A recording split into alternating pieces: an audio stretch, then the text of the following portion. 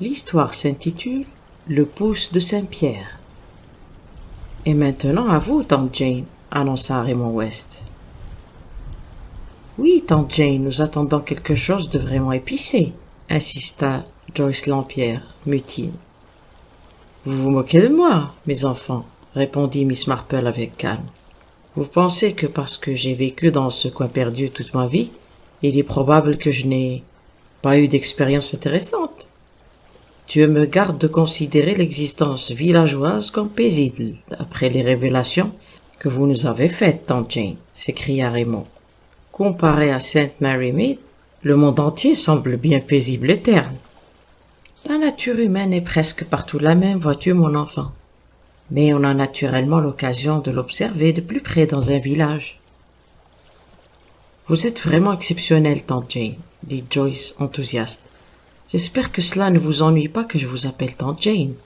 Je ne sais vraiment pas pourquoi je le fais. Vraiment, ma chère? Une lueur moqueuse brillait dans le regard de Miss Marple. Posa quelques secondes sur les deux jeunes gens, faisant rosir les joues de Joyce et amenant Raymond à s'éclaircir la gorge avec embarras. Puis elle sourit et rapporta à nouveau son attention sur son tricot. Il est bien vrai, reprit-elle, que j'ai vécu ce que l'on peut appeler une vie sans histoire. Mais aussi j'ai eu l'occasion de m'instruire en étant appelé à résoudre bien des petits problèmes. Certains d'entre eux ont été tout à fait subtils, mais ils ne vous intéresseraient pas car ils concernaient des choses sans importance, dans le genre de celle-ci, qui a coupé les mailles du sac enfilé de Madame Jones. Et pourquoi Madame Sims n'a-t-elle porté son nouveau manteau de fourrure qu'une seule fois? Ces petits faits sont vraiment passionnants à étudier pour qui aime observer la nature humaine. Mais la seule expérience dont je me rappelle, qui sera susceptible de vous intéresser, est l'aventure advenue au mari de ma pauvre nièce Mabel. Cela s'est passé il y a 10 ou 15 ans. Et heureusement tout est fini et oublié. Les gens, voyez-vous, ont la mémoire courte. Et j'ai toujours pensé que c'était une bénédiction. Miss Marple se tut et murmura pour elle-même. Il faut que je compte ce rang. Ces diminutions sont délicates. Voyons. 1, 2, 3, 4, 5, et ensuite 3 mailles à l'envers. C'est bien ça. Bon, maintenant, qu'est-ce que je disais? Ah oui, la pauvre Mabel. Mabel est ma nièce, une gentille petite. Oui, vraiment une gentille petite. Mais un tout petit peu sotte. Juste un soupçon de sottise. Vous voyez ce que je veux dire? Elle a toujours eu tendance à être mélodramatique, à parler à tort et à travers, et à dire beaucoup plus qu'elle ne pense, toutes les fois qu'elle est bouleversée. À 22 ans, elle a épousé un certain monsieur Denman, et j'ai peur que leur ménage n'ait jamais été très heureux. J'avais espéré que leur amitié n'irait pas plus loin, car ce monsieur Denman était un homme emporté, à l'hérédité chargée, plusieurs cas de folie dans sa famille. Bref, pas du tout le genre d'homme susceptible de supporter les lubies de Mabel. Cependant, les filles étant de genre obstiné, comme elles l'ont toujours été, et comme elles le seront toujours, Mabel l'épousa. Je ne la vis guère après son mariage. Elle vint passer quelques jours une fois, ou deux, et ils me demandèrent à plusieurs reprises d'aller chez eux. Mais je n'aime pas beaucoup vivre chez les autres, et je m'arrangeais chaque fois pour trouver une bonne excuse. Ils étaient mariés depuis 10 ans, lorsque M. Denman mourut subitement. Il n'avait pas eu d'enfant, et toute sa fortune revenait à Mabel. J'écrivis à ma nièce, bien entendu, et lui proposai de me rendre auprès d'elle si elle avait besoin de moi. Mais elle me répondit qu'elle surmontait son deuil avec courage, ce qui me parut très naturel étant donné qu'ils avaient vécu séparés pendant quelque temps. Mais 3 mois plus tard, je recevais une lettre absolument dramatique me suppliant de venir, disant que les choses allaient de mal en pis et qu'elle ne pouvait le supporter plus longtemps. Je n'hésitai pas une minute, je mis Clara en pension, portai l'argenterie et la chope du roi Charles à la banque et partis aussitôt. Je trouvai Mabel dans un grand état de nervosité. La maison Myrtle Dean était une belle et vaste demeure très confortable. Il y avait une cuisinière, une femme de chambre, une gouvernante, qui s'occupait surtout de M. Denman, le beau-père de Mabel, qui n'avait pas, comme on dit, toute sa tête. C'était un vieux monsieur très tranquille qui se conduisait d'une manière parfaite. Mais par moments son comportement était, c'est le moins qu'on puisse dire, bizarre. Mais il y avait déjà eu des cas de démence dans cette famille, n'est-ce pas? Je trouvais ma belle si changée que j'en fus extrêmement alarmé. Elle n'était qu'un paquet de nerfs secoués de tremblements et j'eus les plus grandes difficultés à obtenir qu'elle me raconte ce qui n'allait pas. Je n'y parvins qu'en m'y prenant par la bande, comme cela arrive souvent dans ces sortes de choses. Je lui demandai des nouvelles d'amis dont elle me parlait toujours dans ses lettres, les Gallagher, et elle me répondit, ce qui me surprit, qu'elle les voyait à peine à présent. Une allusion à d'autres amis m'attira la même remarque. Je lui dis alors qu'elle avait absolument tort de se replier sur elle-même, pour retourner sans arrêt les mêmes problèmes et de couper tous les ponts avec le monde extérieur et ses amis.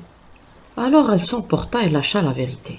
« Ce n'est pas moi, ce sont eux qui me fuient », se mit-elle à crier. « Personne ne m'adresse plus la parole dans le village.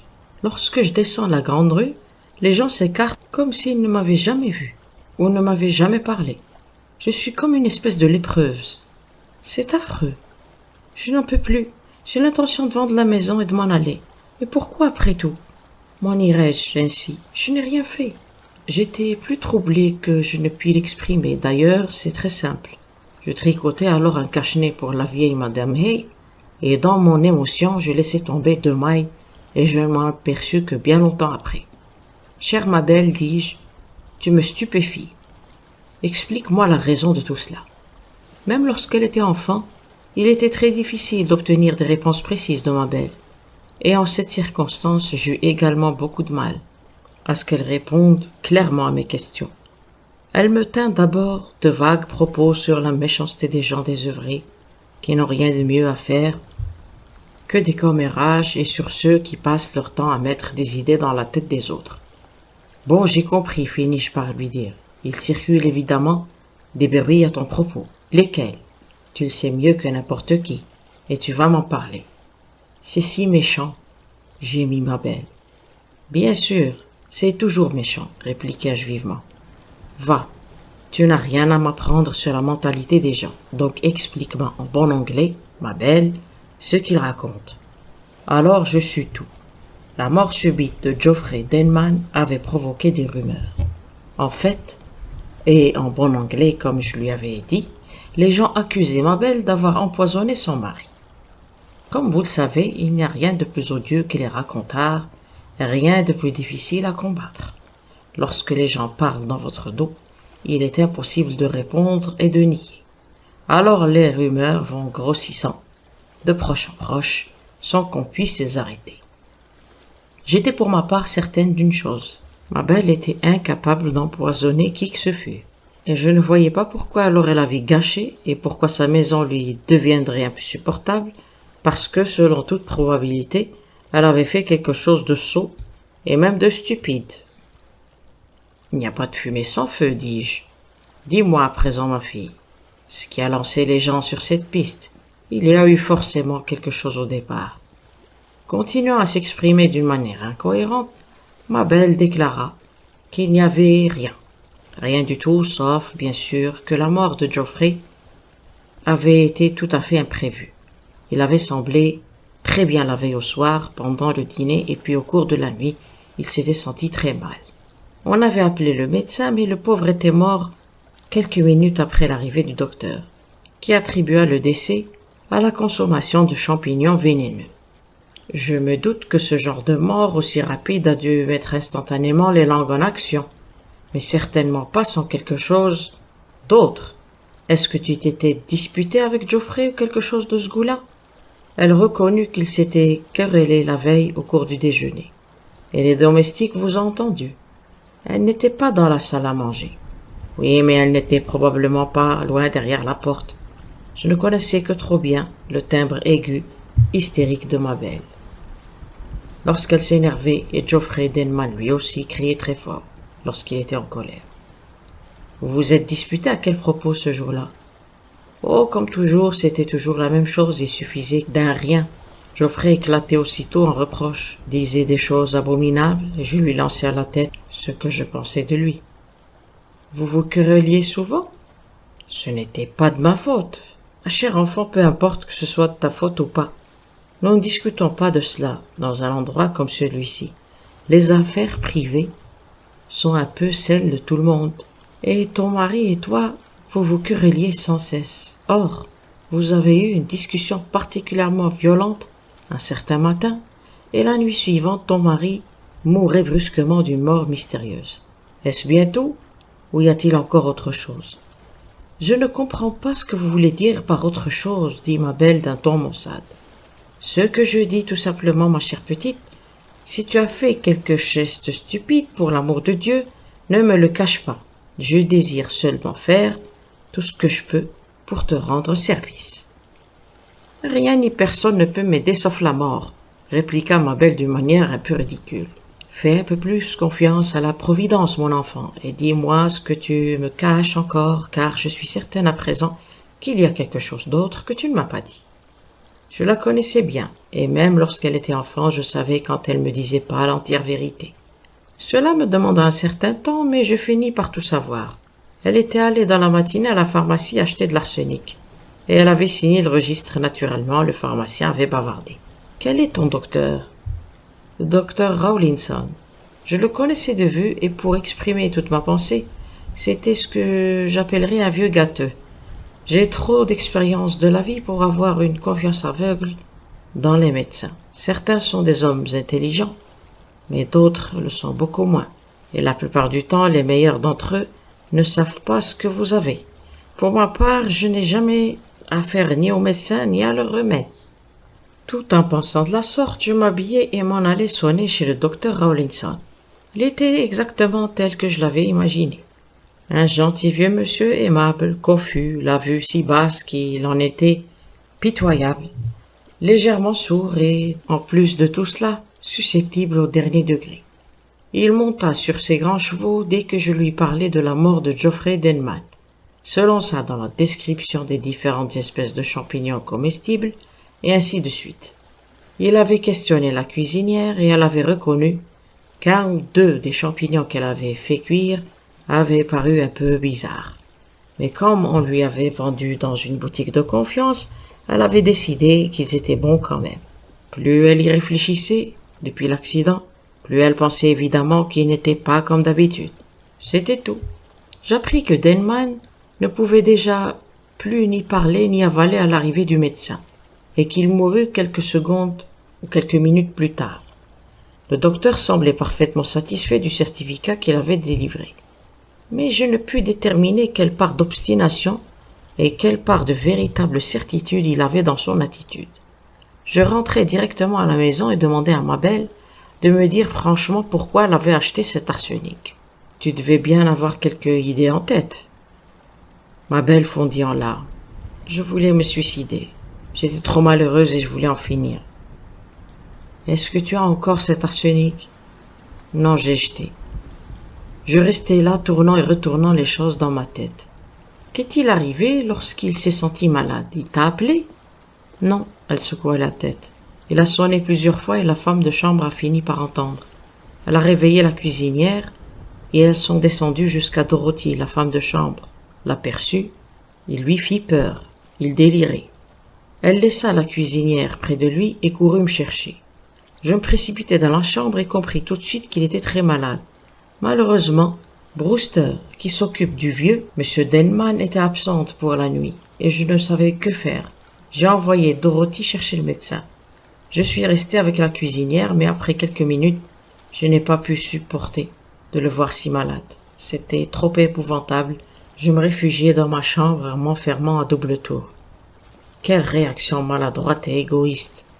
Il n'y a aucun doute que ta conduite n'a rien fait pour t'aider, et ensuite, tu peux en être certaine, la cuisinière aura raconté que tu n'es pas resté au chevet de ton mari moribond. Oui, tu as vraiment agi d'une manière bien inconséquente. J'ai interrogé ensuite les servantes. La cuisinière voulut me raconter l'histoire des champignons, mais je l'arrêtai, j'étais fatigué de ces champignons. Au lieu de cela, je les interrogeai toutes avec insistance sur l'état de leur maître cette nuit-là. Elles furent bien d'accord l'une et l'autre pour affirmer avec force son état précaire. Il était incapable d'avaler, il parlait d'une voix étranglée, et ce qu'il disait ne voulait rien dire, de simples divagations. Quel genre de divagation? Demandai-je curieusement. Que disait-il? Quelque chose au sujet d'un poisson, n'est-ce pas? Répondit la cuisinière en se tournant vers la femme de chambre. Dorothy acquiesça. Un tas de poissons. Un non-sens, quoi. J'ai compris tout de suite qu'il n'avait plus sa tête à lui, le pauvre monsieur. Il semblait qu'il n'y avait rien à tirer de ces indications. En désespoir de cause, j'allais trouver Brewster, maigre femme d'une cinquantaine d'années. C'est un malheur que j'ai été absente cette nuit-là. Personne ne semble avoir rien fait pour le soulager jusqu'à l'arrivée du médecin. Je suppose qu'il délirait, dis-je en hésitant. Mais ce n'est pas un symptôme d'intoxication alimentaire, n'est-ce pas? Ça dépend. Je lui demandai comment se portait le vieux monsieur. Elle hocha la tête. Pas très bien. Faible? Oh non, en dehors de sa vue, il est physiquement robuste, et il est capable de nous enterrer tous. Mais c'est son esprit qui bat de plus en plus la campagne. Et j'avais dit à monsieur et madame Denman qu'il fallait le mettre dans une maison de santé. Mais madame Denman ne voulait en entendre parler à aucun prix. Cela ne m'étonnait pas de la part de ma belle, qui était la bonté même. Voilà donc comment se présentait l'affaire. Après y avoir mûrement réfléchi, j'ai décidé qu'il y avait qu'une seule chose à faire en raison des rumeurs qui circulaient. Demander une exhumation et l'autorisation d'une autopsie, ce qui ferait taire définitivement les mauvaises langues. Mabel fit naturellement toutes sortes d'embarras sous de fallacieux prétextes, honorables certes, mais purement sentimentaux. Il ne fallait pas troubler le mort qui reposait dans la paix du tombeau, et toutes sortes d'arguments analogues, et je demeurai inébranlable. Je passe rapidement sur cette partie de l'histoire. L'autopsie eut donc lieu, et si elle ne révéla aucune trace d'arsenic, ce qui était excellent, le rapport disait textuellement qu'il n'y avait aucune preuve apparente de la cause du décès. Comme vous le voyez, nous n'étions pas tirés d'affaire et pas plus avancés après qu'avant l'autopsie. Au contraire, les gens parlaient de plus belle et insinuaient qu'il existait des poisons extrêmement subtils qui ne laissaient aucune trace, et des balivernes de ce genre. J'avais longuement interrogé le pathologiste qui avait procédé à l'examen post-mortem, et il avait été très affirmatif. Les champignons ne pouvaient être incriminés. Une idée tournait depuis un moment dans ma tête, et je lui demandai quel genre de poison, à son avis, si tant est qu'il y ait eu empoisonnement, aurait pu entraîner la mort. Il se lança dans une longue explication que, je l'avoue, je ne suivis pas très bien. Mais d'où il ressortait ceci? Cette mort pourrait être due à un puissant alcaloïde végétal. Or, voilà quelle était mon idée. Geoffrey Denman, ayant un atavisme chargé, n'était-il pas possible qu'il se soit empoisonné lui-même au cours d'une crise? Il avait fait jadis quelques études de médecine et il devait avoir des lumières sur les poisons et leur effet. Je ne prétends pas que cette idée était très satisfaisante, mais je ne voyais rien de mieux, et je vous avoue que j'y perdais tout à fait mon latin. À présent, je dois vous avouer que une de mes habitudes, dont vous les jeunes vous allez vous moquer, lorsque j'ai un ennui, je dis toujours une petite prière, n'importe où je me trouve, dans la rue, dans une boutique, peu importe, et j'obtiens toujours une réponse.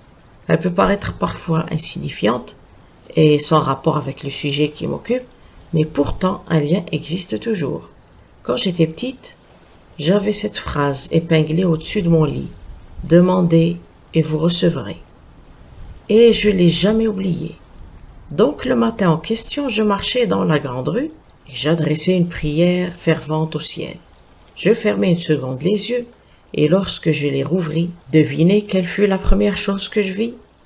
5 visages attentifs étaient tournés vers Miss Marple, mais il était à peu près certain qu'aucun d'eux n'aurait été capable de répondre correctement à la question que venait de poser la malicieuse vieille demoiselle. Je vis, reprit Miss Marple, d'un ton solennel, la vitrine d'un marchand de poissons. Et dans cette vitrine de poissons exposés, du haddock frais. Elle regarda ses amis les uns après les autres d'un ton triomphant.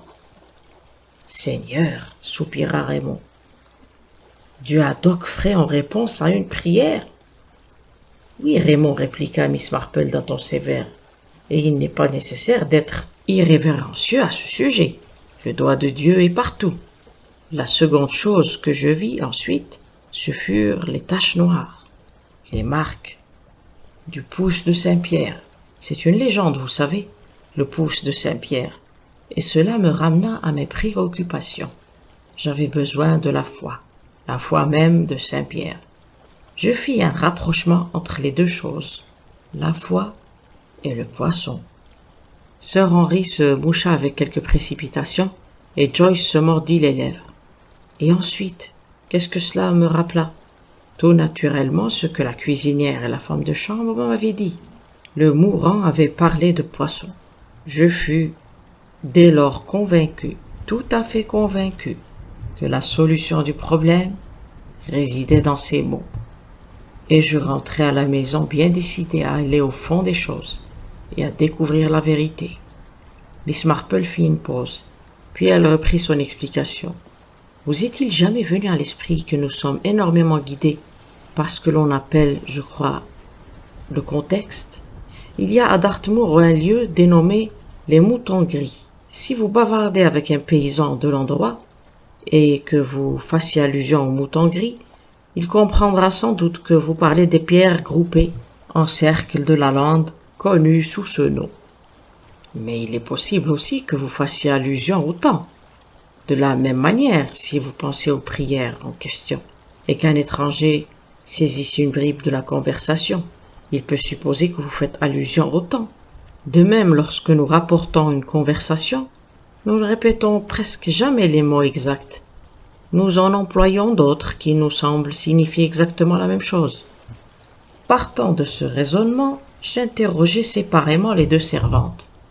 Je demandai à la cuisinière s'il était certaine que son maître avait fait allusion à un tas de poissons. Elle resta affirmative. Étaient-ce ces paroles exactes ou bien a-t-il parlé d'une espèce particulière de poisson? C'est-à-dire que oui, c'était une espèce particulière de poisson, mais je ne peux pas me souvenir laquelle, un tas de... mais je sais pas quoi. Parce que l'on a l'habitude de servir à table ici, serait-ce une perche ou un brochet? Non, ça ne commençait pas par un P. Dorothy se rappelait, elle aussi, que son maître avait fait allusion à une certaine espèce de poisson. Je crois que c'était un poisson exotique, une pile de quoi donc, je ne me souviens plus. A-t-il dit heap ou pile? Insistai-je. Je crois qu'il a dit pile, mais je ne me souviens plus très bien. C'est si difficile, miss, de se rappeler les mots exacts lorsque ils ne paraissent avoir aucun sens. Mais plus j'y pense, plus je suis tout de même certaine qu'il a employé le mot pile. Et le nom du poisson commençait par un C, mais ce n'était ni cod ni crayfish. Je vous avoue que je suis très fier de moi pour la suite parce que, bien entendu, je n'entends absolument rien au remède, qui sont des choses très dangereuses, poursuivit Miss Marple. Je tiens d'ailleurs de ma grand-mère la recette d'une tisane d'herbe au vert, qui vaut toutes les potions, gouttes ou ampoules. Mais je savais qu'il y avait des livres de médecine dans la maison, et que l'un d'eux contenait un index des principales drogues. Mon idée était que Geoffrey avait avalé un poison, et je voulais essayer de découvrir lequel. Je m'attaquai d'abord à la lettre H, et dans cette série, aux noms commençant par HE, aucun nom ne se rapprochait de Heap. Alors je suivis du doigt la lettre P, et presque tout de suite je tombai sur... Sur quoi? Elle regarda tour à tour ses amis, retardant son moment de triomphe. Pilocarpine, vous représentez-vous un homme qui peut à peine parler, s'efforçant d'arracher ce mot du fond de sa gorge? Est-ce que ce mot qu'elle a jamais entendu ne peut pas ressembler, pour une cuisinière, à pile of carp? Par Jupiter, s'écria Sir Henry.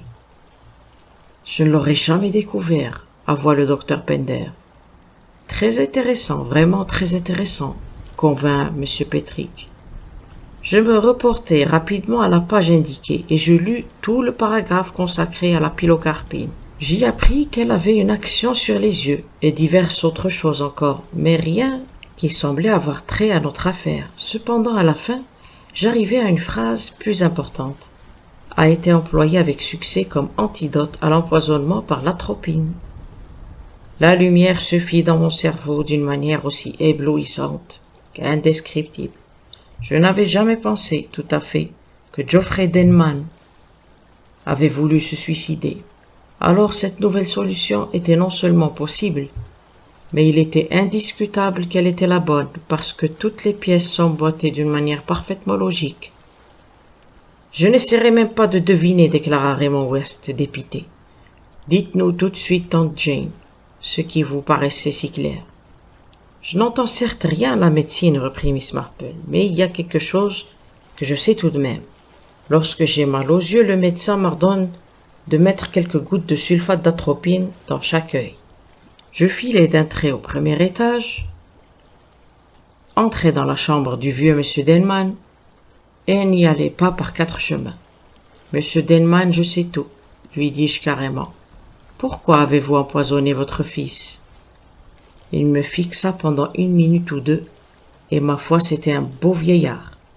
Puis il éclata de rire, un rire affreux, un rire de dément, comme je n'en avais jamais entendu, et qui me donne encore froid dans le dos, quand j'y pense.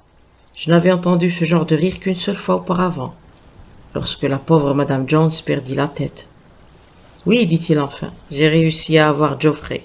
J'étais trop intelligent pour lui. Et il voulait me mettre au rencard, hein, dans un asile, hein. Je les avais entendus qui en parlaient. Ma belle est une bonne fille. Ma belle me défendait. Mais je savais qu'elle serait incapable de lui résister jusqu'au bout. À la fin, il l'emporterait. Geoffrey arrivait toujours à ce qu'il voulait. Mais je me suis débarrassé de lui, de mon cher bon garçon. Je suis descendu sans bruit pendant la nuit, ce qui était bien facile, Brewster étant sorti. Mon cher fils était endormi, il avait un verre d'eau près de son lit. Il s'éveillait toujours au milieu de la nuit pour boire. Je le vidai et versai à la place de l'eau le contenu du flacon, de gouttes pour les yeux. Il se réveillerait et avalerait le contenu du verre, avant de se rendre compte de ce que c'était. Il n'y en avait qu'une cuillère à bouche, mais c'était assez bien. Bien assez. Et tout s'est passé comme je l'avais prévu. Le matin, on vint me prévenir, avec ménagement, en redoutant que j'éprouve un choc. Eh bien, me voici donc parvenu à la fin de mon histoire. Naturellement, le pauvre M. Denman fut enfermé dans un asile. Il n'était vraiment pas tout à fait responsable de son geste. On apprit la vérité, et tout le monde fut désolé pour ma belle. Chacun ne sut plus que faire pour qu'elle oublie les injustes soupçons qui avaient pesé sur elle. On fit assaut de gentillesse autour d'elle. Mais si Geoffrey n'avait pas compris ce qu'il avait avalé, et s'il n'avait pas fait des efforts désespérés pour qu'on lui administre immédiatement l'antidote du poison qu'il avait absorbé, on n'aurait sans doute jamais découvert la vérité. Je crois que l'atropine provoque des symptômes bien précis, pupilles dilatées notamment. Mais comme je vous l'ai dit, le docteur Rawlinson avait la vue assez basse, le pauvre vieil homme, et dans le livre de médecine dont je vous ai parlé, il était vraiment très intéressant ce livre. On donnait les symptômes de l'empoisonnement par l'aptomaïne et par l'atropine. Ils sont assez semblables. Mais je vous assure que je n'ai plus jamais vu depuis lors du haddock frais sans penser à la marque du pouce de Saint-Pierre. Un très long silence régna dans le salon. Enfin, M. Petrick tout sauta et croisa et décroisa ses petites jambes. Ma chère amie, ma très chère amie, vous êtes vraiment extraordinaire. J'engagerai Scotland Yard à venir vous demander conseil, assura Sir Henry. Eh bien, dans tous les cas, il y a une chose que vous ne savez pas, tante Jane, triompha Raymond West. Oh, mais si, mon garçon, c'est arrivé juste avant le dîner, n'est-ce pas? Lorsque tu as amené Joyce admirer le coucher du soleil. Il y a un endroit favori pour cela, près de la haie des jasmins. C'est là que les laitiers a demandé à Annie s'il ne pourrait pas faire oublier les bancs. Voilà qui gâche tout, tante Jane. Ne déflorez pas le roman. Joyce et moi, nous sommes pas comme le laitier et Annie. C'est là que tu te trompes, mon enfant. Tout le monde se ressemble. Tout le monde. Et heureusement, peut-être, nul ne s'en doute. Fin. L'histoire s'intitule L'herbe de mort. Et maintenant à vous, Madame Bantry, déclara Sir Henry Clintoning d'un ton encourageant. Madame Bantry, son hôtesse, lui lança un regard de noir reproche. Je vous ai déjà dit que je ne voulais pas être appelée Madame B. Ça manque de dignité. Alors, Scheherazade, mon cher, je suis moins encore cette je sais plus quoi. Je suis incapable de raconter une histoire convenablement. Demandez à Arthur si vous ne me croyez pas. Vous racontez très bien les faits, Dolly, mais vous ne savez pas broder autour. C'est exactement ça. Madame Bantry frappa du plat de la main le catalogue de graines, posé devant elle sur la table. Depuis que je vous écoute les uns après les autres, je me demande comment vous faites avec vos « il a dit, elle a dit ». Vous vous demandez « il pensait, il comprit ». J'en serais bien incapable, et en outre, je ne connais aucune histoire intéressante. Nous ne pouvons pas vous croire, Madame Bantry, protesta le docteur Lloyd incrédule en secouant d'un air moqueur sa tête grise. À son tour, la vieille Miss Marple éleva un doute de sa voix aimable. Certainement, ma chère. Mais Miss Bantry ne paraissait pas encore décidée à se laisser convaincre. Vous ne vous doutez pas de la banalité de mon existence ici, tout occupée à batailler avec des servantes qui sont de petites souillons. Je vais à Londres en courant lorsque j'ai besoin d'une robe ou de la roulette du dentiste. Une fois par an, je m'en hasarde à Ascot, ce qu'Arthur a en horreur, et puis je passe le reste de mon temps dans le jardin. « Ah, le jardin !» s'écria le médecin. « Nous savons tous où est votre cœur, Madame Bantry. Ce doit être si agréable d'avoir un jardin. » soupira avec grâce la belle et jeune actrice Jane Eyre. « C'est-à-dire, si l'on n'a pas à bêcher à se salir les mains, j'ai toujours adoré les fleurs. Le jardin ne peut-il pas être un excellent point de départ? Allez-y, Miss B. L'oignon empoisonné, les narcisses mortels, l'herbe de la mort. »« Ah, par exemple, comme c'est curieux !» s'écria Miss Bantry avec animation. « Vous venez de me rappeler quelque chose, Arthur. Vous vous souvenez de cette affaire de Clodenham Court? Vous savez bien, le vieux Sir Ambroise Bercy. Quel vieil homme charmant et raffiné, n'est-ce pas? Pardieu, oui, ce fut une bien étrange histoire, en vérité. Racontez-la, Dolly. Vous la raconteriez mieux. Absurde. Allez-y, débrouillez-vous. » Madame Bantry exhala un profond soupir et serra convulsivement ses mains l'une contre l'autre, et son visage exprima la plus grande angoisse, et elle commença à parler d'une voix saccadée. « Eh bien, puisque vous le voulez, mais il n'y a vraiment presque rien à dire. Votre herbe de mort, Sir Henry, voilà ce qui m'a mis cette histoire en mémoire, bien que je l'appelle moi-même sauge et oignon. »« Sauge et oignon ?» répéta le docteur Lloyd intrigué. Madame Bantry fit oui de la tête. « Voici comment c'est arrivé, expliqua-t-elle. Nous faisions, Arthur et moi, un séjour chez Sir Ambroise Bercy, à Cloderhouse Court. Et un soir, par erreur, et d'une manière absolument stupide à mon avis, des feuilles de digital furent mélangées à la sauge, qui parfumait les canards, qui nous furent servis. Tout le monde fut très malade, et une jeune fille, la pupille de Sir Ambroise, succomba. Elle se tut. « Oh, mon Dieu !» soupira Miss Marple. « C'est affreux !»« Et ensuite ?» demanda Sir Henry. « Il n'y a pas de suite, c'est tout. » Un « oh !» désolé monta vers le lustre, bien que, prévenus, les amis de Madame Bantry ne s'attendaient pas à un récit aussi court. « Mais ma chère amie, il n'est pas possible que ce soit tout. Ce que vous avez raconté là n'est jusqu'ici qu'un événement tragique.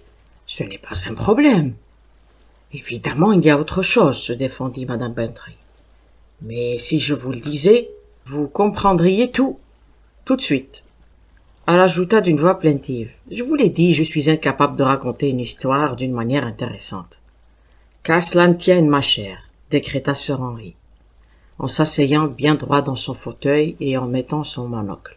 « En fait, Scheherazade, je trouve que votre manière de faire est très plaisante. Je me permettrai même de dire émoustillante, et vous connaissant, comme je vous connais, je me demande si vous n'êtes pas en train de piquer notre curiosité d'une belle manière. Eh bien, nous vous suivons, et nous ouvrons le jeu des questions. Voulez-vous commencer, Miss Marple? Je voudrais avoir quelques détails sur la cuisinière, ou bien c'était une femme stupide, ou bien une femme absolument sans expérience. Une idiote, commenta Madame Bantry. Elle versa toutes les larmes de son corps ensuite, en disant que les feuilles étaient mélangées, qu'on les avait apportées à la cuisine en disant que c'était de la sauge. Et comment pouvait-elle deviner?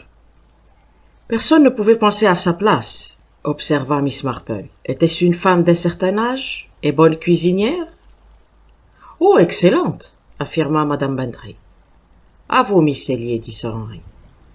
Vous voulez dire que je dois poser une question? Jane parut réfléchir profondément. Puis, à voix d'un ton désolé en jetant un regard désespéré à Sir Henry, « Vraiment, je ne sais que demander. » Ses beaux yeux ne laissèrent pas Sir Henry insensible, qui lui suggéra en souriant. « Pourquoi ne pas vous informer des personnages du drame, dans l'ordre de leur entrée en scène ?» Jane battit des mains. « Oh oui, quelle bonne idée !» Madame Bantry commença à les énumérer vivement en comptant sur ses doigts. Voyons, Sir Ambroise, Sylvia Keene, la jeune fille qui devait mourir, une de ses amies, Maud Wye, une de ces filles brunes laides qui s'arrangent toujours pour faire de l'effet. Je n'ai jamais compris comment. Voyons ensuite un certain monsieur Curl, venu pour discuter livres avec Sir Ambroise. Vous savez, des livres rares, les vieux livres en latin, toutes sortes de parchemins moisis. Jerry Lorimer, le plus proche voisin, son domaine Fairlines était mitoyen de celui de Sir Ambroise. Miss Carpenter, une de ces vieilles chattes qui semblent toujours s'arranger pour se trouver un coin confortable. En fait, elle était quelque chose comme la dame de compagnie de Sylvia. À mon tour, dit Sir Henry. Et je vais être très exigeant, Madame Bantry. Je désire que vous nous fassiez en quelques mots le portrait de tous ceux que vous venez d'énumérer. Oh, gémit la femme du colonel. Sir Ambroise, pour commencer, continua l'ancien commissaire du Yard impitoyable. Comment était-il? Un homme vraiment distingué, et pas si âgé que cela, en définitive. Guère plus de 60 ans, je pense. Mais il était fragile, le cœur malade, il ne montait jamais l'escalier, et cette maladie le faisait paraître plus vieux qu'il était. Ses manières parfaites, raffinées. C'est le mot qui le dépeint le mieux. On ne le voyait jamais ni contrarié ni agité. Il avait de beaux cheveux blancs et un timbre de voix très agréable. Parfait, je vois très bien, Sir Ambroise. Maintenant, parlez-nous de Sylvia. Comment s'appelait-elle déjà? Sylvia Keene. Elle était jolie, vraiment très jolie. De beaux cheveux, une belle peau. Peut-être pas très intelligente, même stupide. Oh, voyons, Dolly, protesta son mari. Arthur, bien entendu, ne pensait pas ainsi, observa sèchement Madame Bantry. Mais elle était stupide, et ne disait jamais rien qui méritât d'être écouté. C'était une des plus charmantes créatures que je n'ai jamais rencontrées, s'écria le colonel Bantry, enthousiaste. Je l'ai vue jouer au tennis, absolument adorable. Elle était très drôle, et c'était très amusant de bavarder avec elle. Je parie que les jeunes gens partageaient mon sentiment. C'est bien là où vous vous trompez, répliqua sèchement Madame Bantry. De nos jours, des jeunesses de ce genre n'intéressent pas les garçons. Ce sont seulement les vieux bonzes dans votre genre, Arthur, qui perdent tout sens du ridicule devant ces sortes de jeunes personnes. Il ne suffit pas d'être jeune, intervint Jane Elliot. Il faut avoir du SA. Qu'est-ce que le SA, s'enquit Miss Marple? Du sex-appeal. Ah, je vois. C'est ce que, de mon temps, on appelait avoir l'œil aguichant. La définition n'était pas mauvaise, approuva Sir Henry. Et la dame de compagnie que vous avez qualifiée de chatte, Madame Bantry? J'entends par là une de ces personnes un peu ronronnantes et doucereuses, comme il en existe. Un peu bénisseuse, vous voyez. De quel âge? Qu'est-ce que je peux dire? Un peu plus de 40 ans. Il y avait déjà longtemps qu'elle était dans la maison. Depuis que Sylvia avait eu 11 ans, je crois. Une de ces veuves laissées dans une situation pécuniaire lamentable, mais disposant de belles relations. Je ne l'aimais pas personnellement, mais je n'ai jamais aimé les gens ayant de longues mains blanches. Et je n'aime pas ce genre sucré. Et Monsieur Curl? Un de ces hommes tirés à des milliers d'exemplaires, dont il n'y a rien à dire. Il ne se passionnait que pour les grimoires et sortit de ses vieux livres. Il n'y avait rien à tirer de lui. Je ne crois pas que Sir Ambroise le connaissait beaucoup. Et Jerry, le voisin? Un garçon tout à fait charmant, fiancé à Sylvia. C'est pourquoi il fut si triste. Je me demande, commença Miss Marple. Quoi? Rien, ma chère. Sir Henry lança un coup d'œil surpris à la vieille demoiselle. Puis il posa une nouvelle question d'un air pensif. Ainsi donc, ces deux jeunes gens étaient fiancés. Il y avait longtemps? 1 an environ. Sir Ambroise s'était opposé à leur mariage sous le prétexte que Sylvia était trop jeune. Mais après 1 an de fiançailles, il avait cédé et le mariage devait être célébré incessamment. Ah, la jeune fille avait-elle de la fortune? 3 fois rien. 100 ou 200 livres par an, 0. À votre tour, docteur, dit alors Sir Henry. Je poserai une question toute professionnelle. Je voudrais connaître si notre hôtesse s'en souvient toutefois les conclusions de l'enquête. Je m'en souviens parfaitement. Empoisonnement par la digitaline. Le médecin inclina le front. Les principes actifs de la digitaline agissent sur le cœur, et c'est un remède très efficace dans diverses formes de maladies cardiaques. Mais c'est une affaire très curieuse. Je n'aurais jamais imaginé que des feuilles de digital mélangées à un plat puissent provoquer la mort.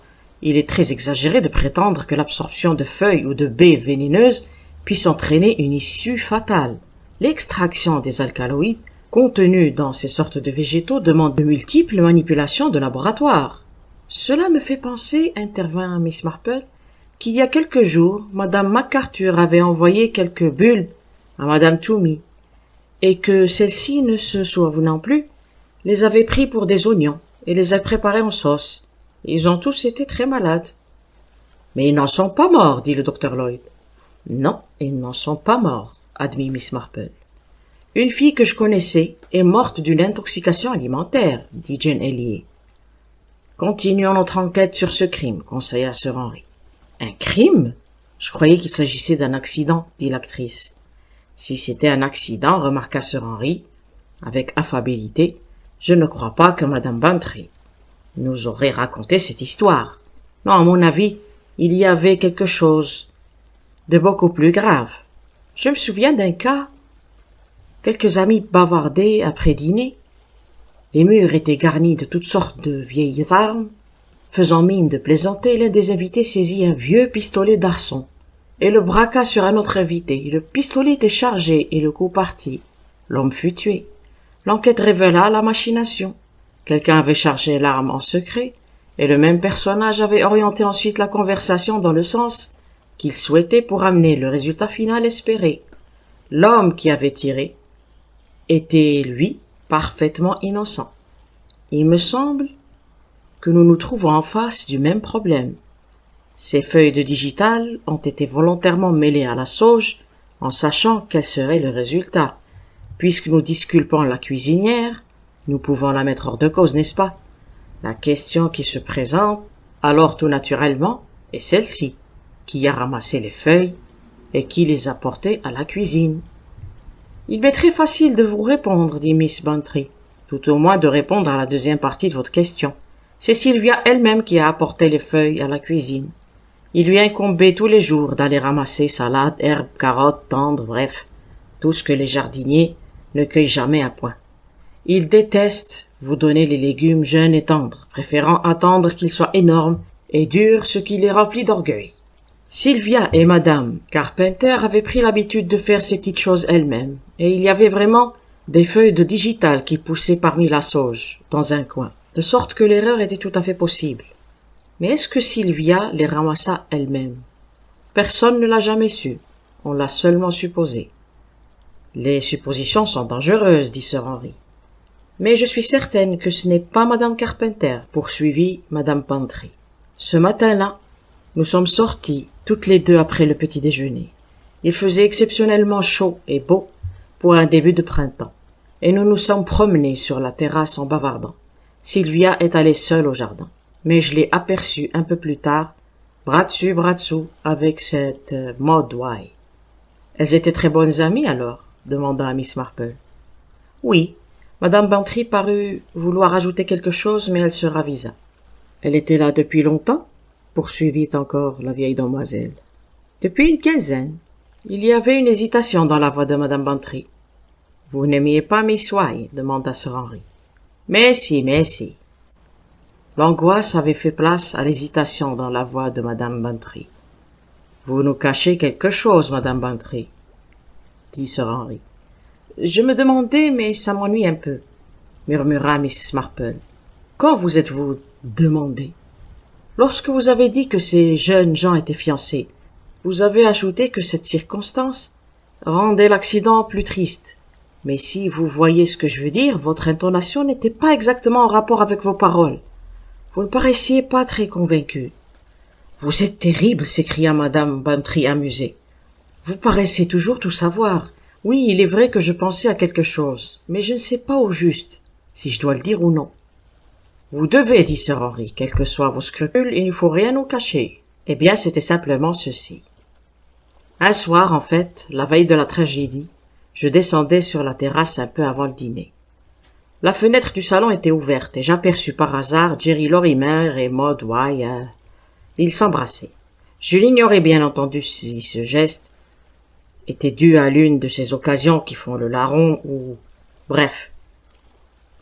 Il est impossible d'affirmer quoi que ce soit. Je savais que Sir Ambroise n'avait jamais aimé Jerry Lorimer, peut-être parce qu'il savait qu'il était ce genre d'homme, mais ce dont je suis certaine, c'est que la jeune Maud Why était folle de lui.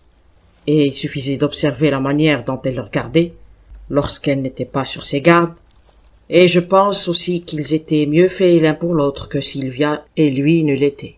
Je vous pose tout de suite une question avant que Miss Marple ne puisse le faire, dit Sir Henry. Je voudrais savoir si après la tragédie, Jerry Lorimer épousa Maud Why. Oh, 6 mois plus tard, oui. Ah, cher Azad, dit l'ex-commissaire de Scotland Yard. Quand on pense à la manière dont vous avez commencé à nous raconter cette histoire, un os sec à nous mettre sous la dent. Et quand on voit toute la chair qu'il y a tout autour à présent, ne parlez pas d'une manière aussi macabre, protesta madame Bantry. Et ne prononcez pas le mot chair, comme les végétariens. Ils disent « je ne mange jamais de chair » d'une manière qui vous enlève tout de suite l'envie de goûter à votre bon petit beefsteak. Monsieur Curl était végétarien et il avait l'habitude de manger au petit déjeuner une espèce de brouet qui ressemblait à du son. Ces espèces de vieux bonhommes barbus et voûtés sont souvent des maniaques et portent de drôles de sous-vêtements. « Par exemple, Dolly, protesta son mari, que savez-vous des sous-vêtements de Monsieur Curl ?»« Rien du tout, répliqua madame Bantry avec dignité. Je n'ai fait qu'une supposition. Je reviens sur ma première impression, et je trouve que tous les personnages de ce drame sont très intéressants, déclara Sir Henry. Je commence à bien les voir, n'est-ce pas, Miss Marple? La nature humaine est toujours intéressante, Sir Henry, et il est curieux de constater comment certains types ont tendance à toujours agir de la même manière. 2 femmes et un homme, continua Sir Henry. L'éternel triangle humain. Et il est à la base de notre problème, j'en jurerai. Le docteur Lloyd tout sauta pour s'éclaircir la voix. « Je suis en train de penser, commença-t-il, d'une voix presque timide. Madame Bantry, je ne me rappelle pas si vous nous aviez dit que vous aviez été malade. Mais comment donc? Et Arthur et tout le monde. C'est justement cela, tout le monde, répéta le médecin.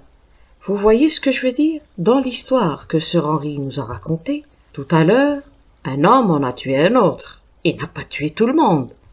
Je ne comprends pas, demanda Jane. Qui a tué qui? Je veux dire que celui qui a conçu ce projet l'a mené de bien curieuses manières, soit avec une confiance aveugle dans la chance, soit avec le plus absolu mépris de la vie humaine. Je peux à peine croire qu'il existe un homme capable d'empoisonner, de propos délibérés, 8 personnes, alors qu'il veut en écarter une seule de sa route. Je comprends très bien votre point de vue, remarqua Sir Henry pensif. Et j'avoue que j'aurais dû y penser aussi. Et ne pouvait-il pas s'empoisonner lui-même? Demanda Jane. Qui n'assistait pas au dîner ce soir-là? Questionna Miss Marple. Madame Bantry secoua la tête. Tout le monde était là. Sauf Monsieur Lorimer, je pense, ma chère. Il ne résidait pas au château, lui. Non, il y dînait justement ce soir-là. Oh, murmura la vieille demoiselle d'une voix différente. Voilà qui change tout. Elle fronça les sourcils d'un air vexé. J'ai été stupide, vraiment stupide. dit-elle entre ses dents. Je reconnais que le lièvre que vous avez soulevé me tourmente, avoua de son côté sir Henry. Comment être assuré que la fille et la fille seule absorberaient la dose fatale? Impossible, répliqua le médecin. Ce qui m'amène à me demander si la jeune fille était bien, après tout, la victime désignée. Quoi? Dans tous les cas d'empoisonnement alimentaire, le résultat est toujours incertain. Plusieurs personnes partagent le même repas. Que se produit-il? Une ou deux sont légèrement indisposées, deux autres sont vraiment malades, et la dernière meurt. Voilà aucune certitude. Jamais. Mais il y a des cas où d'autres facteurs peuvent entrer en jeu. La digitale est une drogue qui agit directement sur le cœur. Et comme je vous l'ai dit, on la prescrit dans certains cas. Or, il y avait dans cette maison quelqu'un qui souffrait d'une maladie de cœur. Supposons qu'il soit la victime choisie, et qui ne serait pas mortel pour les autres, le serait pour lui, ou du moins le meurtrier le supposait-il. Que les choses aient tourné différemment, la preuve de ce que je disais tout à l'heure, l'effet incertain et douteux des médicaments sur les êtres humains. Vous pensez que sir Ambroise était la personne visée, n'est-ce pas? Oui, vous avez raison. Et la mort de la petite fut un accident, dit sir Henry. Qui héritait à sa mort? Demanda Jane. Question très pertinente, une des premières que je posais dans mon ancien métier. Sir Ambroise avait un fils qu'il ne voyait plus depuis fort longtemps, expliqua madame Bantry. J'avais cru comprendre qu'il était un peu déséquilibré, mais de toute façon son père ne pouvait le déshériter. Cloderham Court revenait de droit à Martin Bercy, qui est son héritier ainsi que du titre. Sir Ambroise avait cependant bien autre chose, et il le léguait à sa pupille. Je le sais parce que notre vieil ami mourut un an après les événements que je vous ai racontés, et qu'il n'avait pas pris la peine de refaire son testament après la mort de Sylvia. Je suppose que cette fortune est allée à la couronne, à moins qu'elle soit en définitive revenue à son fils. Mais je ne me souviens pas vraiment de ce détail.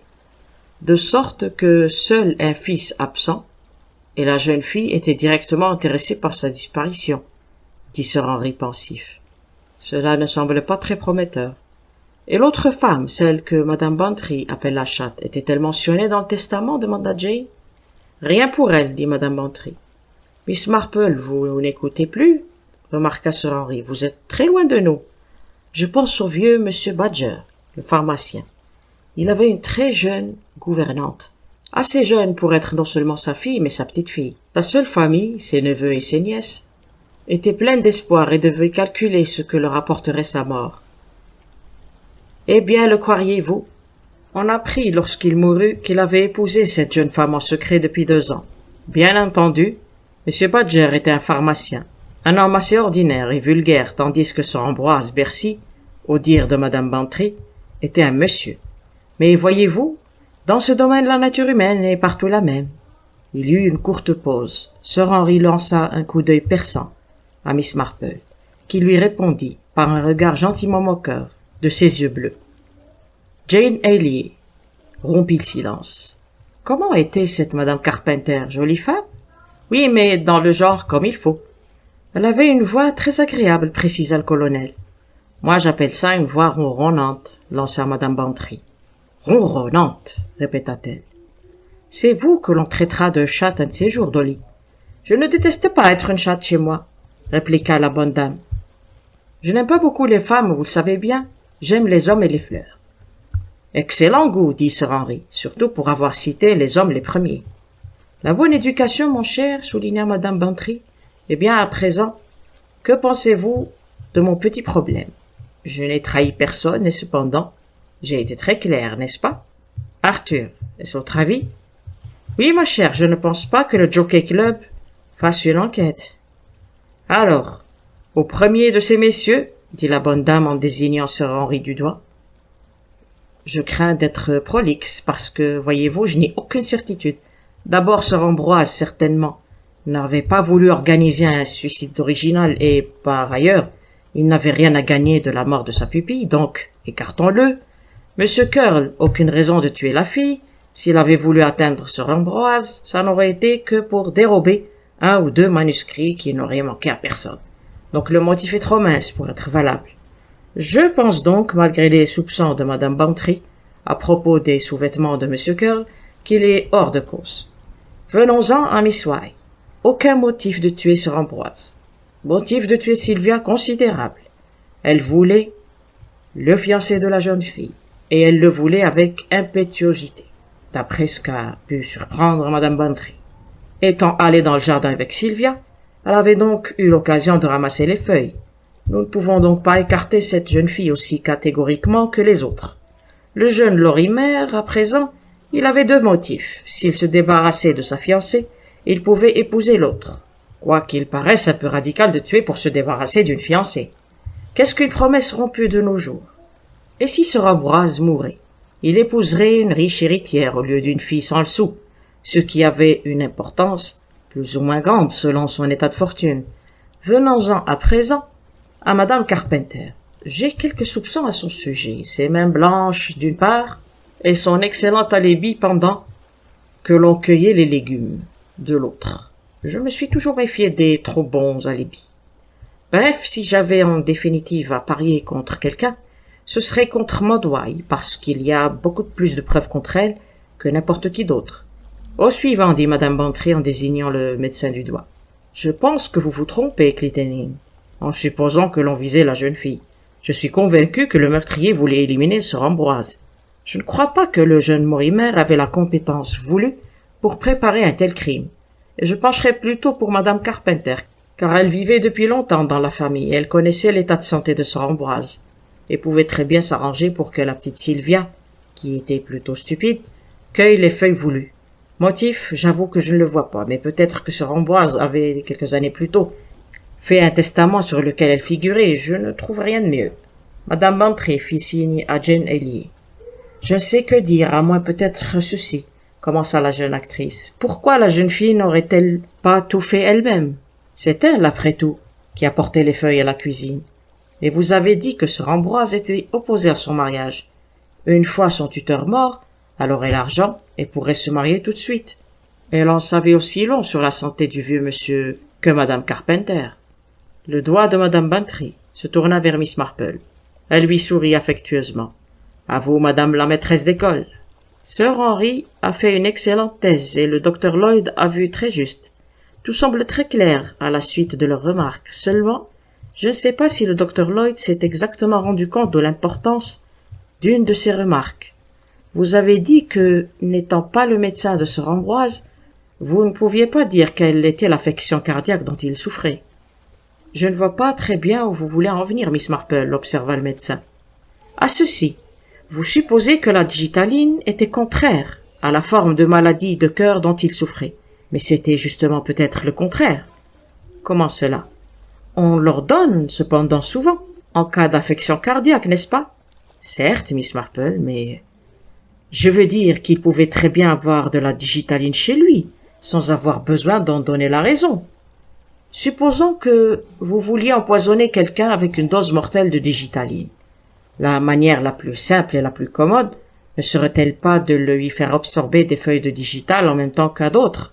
En principe, ce ne serait fatal à personne et nul ne pourrait s'étonner s'il y avait une victime puisque, comme le dit le docteur Lloyd, ce genre d'intoxication donne des résultats imprévisibles.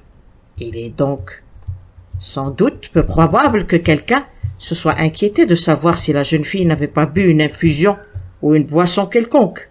Cocktail, café, quelques breuvages toniques additionnés d'une bonne dose de digitaline. Vous voulez dire que Sir Ambroise a empoisonné sa pupille, la charmante jeune fille qu'il aimait? Exactement. Comme M. Blodgett et sa jeune gouvernante. Je ne dis pas qu'il est absurde pour un homme de 60 ans de tomber amoureux d'une jeune fille de 20 ans. Cela arrive tous les jours et un vieil autocrate comme M. Ambroise a pu être pris de façon tout à fait bizarre et en arriver très rapidement au stade de la folie. Il n'a pas pu se faire à l'idée qu'elle allait se marier. Il avait tout fait pour l'empêcher. Il n'y était pas parvenu. Alors, dans une crise de jalousie meurtrière, il a préféré la tuer que de la laisser au jeune Lorimer. Il avait dû préparer son coup de longue date, puisqu'il y avait de la digitaline mélangée à la sauge dans le jardin. Il a dû les cueillir lui-même lorsqu'il a jugé le moment venu, et il a envoyé la jeune fille les porter elle-même à la cuisine. C'est horrible d'y penser. Mais je suppose que nous devons éprouver plutôt de la pitié pour le vieillard. Les messieurs de cet âge sont quelquefois très singuliers en face de très jeunes femmes. Notre dernier organiste, par exemple. Mais je me tais, je ne veux pas me rendre coupable de médisance. Madame Bentry, est-ce ainsi que les choses se sont réellement passées? Demanda Sir Henry. La femme du colonel inclina la tête. Oui, et figurez-vous que j'ai cru à un accident comme tout le monde, jusqu'à la mort de Sir Ambroise. Il avait donné des instructions pour qu'on me fasse parvenir une lettre dans laquelle il me racontait la vérité. Je ne sais pourquoi, mais nous nous entendions très bien, lui et moi. Elle se tut un instant, parut attendre une critique non formulée et poursuivit précipitamment. Vous pensez que je trahis une confidence? Mais sûrement pas. J'ai changé tous les noms, il ne s'appelait pas Ambroise. N'avez-vous pas vu comme Arthur m'a regardé d'un air ahuri lorsque j'ai prononcé ce nom? Il n'a pas compris tout d'abord. J'ai tout changé, comme on le lit au début de certains livres et dans les magazines. Tous les personnages de ce livre sont purement imaginaires. Vous ne connaîtrez jamais le héros véritable de cette tragique histoire. Fin. L'histoire s'intitule « Les 4 suspects ». La conversation roulait depuis un long moment sur les crimes inconnus, les crimes impunis, les uns après les autres. Le colonel Bentry et son épouse, aussi potelée que charmante, Jane Eylier, le docteur Lloyd et même la vieille Miss Marple avaient donné leur opinion. Seul Sir Henry Clittening, haut fonctionnaire de Scotland Yard, à la retraite depuis quelques mois à peine, avait gardé le silence. Il se contentait de tirailler sa moustache, ou plutôt de la caresser, et de laisser errer sur ses lèvres un demi-sourire amusé. Sir Henry s'écria tout à coup. « Madame Bantry, si vous ne dites rien, je sens que je vais me mettre à hurler. Y a-t-il, oui ou non, des crimes impunis? Je vois que vous pensez aux énormes manchettes de journaux du soir, ma chère. Quelque chose comme « Scotland Yard en défaut, une fois de plus », suivi d'une liste de crimes dont les auteurs courent toujours. Mais j'imagine que le pourcentage de ces crimes sans solution doit être relativement minime, observa le docteur Lloyd avec bonhomie. Certes, oui. Seulement, on fait beaucoup moins de bruit à propos de centaines de crimes découverts et de coupables châtiés. Mais là n'est pas la question. Je crois, lorsque vous parlez de crimes inconnus et de crimes restés sans solution, vous parlez de 2 choses totalement différentes. Il faut ranger dans la première catégorie tous les crimes dont Scotland Yard n'a jamais entendu parler, dont personne ne sait même qu'ils ont été commis. Mais je suppose qu'il n'y en a pas beaucoup de cela, s'écria Madame Bantry. Vraiment? Sir Henry ne voulait pas dire qu'il y en a. Je serais tenté de penser qu'il y en a. Au contraire, un très grand nombre, intervint Miss Marple d'une voix rêveuse. La charmante vieille demoiselle, sans se départir de son air tranquille, à l'ancienne mode, avait fait cette remarque explosive avec la plus grande placidité. « Ma chère Miss Marple, sourit le colonel Bantry, condescendant. Mais sans se laisser impressionner, celle-ci poursuivit. Naturellement, beaucoup de gens sont stupides, et les gens stupides se font prendre quoi qu'ils fassent. Mais il y en a aussi beaucoup qui ne sont pas stupides, et on peut trembler en pensant à ce qu'ils pourraient faire s'ils n'avaient pas des principes bien enracinés. Oui, approuva Sir Henry, bien des gens naissent malins, et combien de fois des crimes sont-ils découverts à la suite d'une simple maladresse? Et chaque fois on est tenté de se demander s'ils n'avaient pas commis cette gaffe, l'aurait-on jamais découvert? Mais c'est très grave en vérité, bougonna le colonel. Vous trouvez? Qu'avez-vous l'air d'insinuer, mon cher? Avec votre « vous trouvez ». Naturellement, c'est grave. Parce que vous pensez aux crimes impunis, Bantry.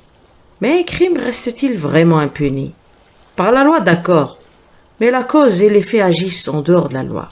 C'est un lieu commun de dire que tout crime porte en soi son châtiment, et pourtant, à mon avis, rien n'est plus vrai. Peut-être, admit le colonel Bantry. Mais cela n'enlève rien à la gravité. À la gravité! Il se tut, comme s'il ne trouvait plus ses mots. Sir Henry Clittening souriait toujours. 99 personnes sur 100 partagent aucun doute votre sentiment, dit-il. Mais vous savez, ce n'est vraiment pas le crime qui est important, c'est l'innocence. Je ne comprends pas, avoua Jane Eylier. Moi, si je comprends, murmura Miss Marple. Lorsque Madame Trent constata qu'il manquait une demi-couronne dans son porte-monnaie, ce fut la femme de ménage, Madame Arthur, qui en fut la plus affectée parce que les Trent la soupçonnèrent aussitôt.